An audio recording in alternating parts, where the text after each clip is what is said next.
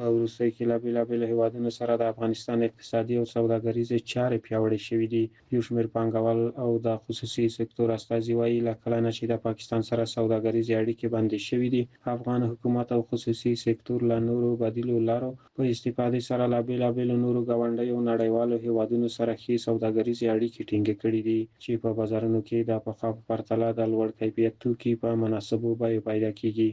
با ابتکار سکتور خصوصی افغانستان و رهبری امارت اسلامی افغانستان ما بدون ترخم توانستیم تمام اقلام و اجناسی که مردم ما ضرورت داشته باشه و ضرورت دارن از مسیرهای مختلف واردات بکنیم به افغانستان. در این رابطه از سکتور خصوصی افغانستان و رهبری امارت اسلامی که اقدام کردن جرأتمندانه و این تهدید همیشگی که دشمنان افغانستان داشتن که ما را خدای نخواسته به قحطی مواجه کنه یا سرنگونی، این را شکست دادیم و ان شاء الله همه چیز در بازار فریمان است.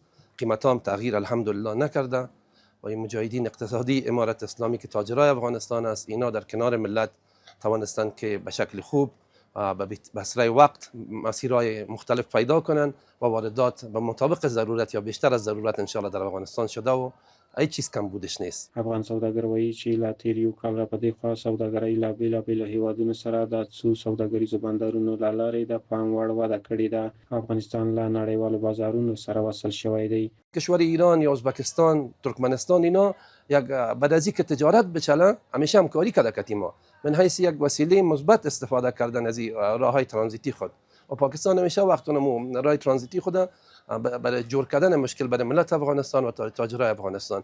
اگر اینطور هم بند نمیشد تجارت ما و شما با مسیرهای مختلف رونق پیدا نمیکرد. طبیعی از یک راه که وقت مال وارد میشه طبیعی چیز صادرات هم پیدا میشه در اونجا. د یادونې وړ ده چې په وروستیو کلونو کې د هېواد سوداګرۍ او اقتصادي چارو د پام وړ پرمختګ کړی دی.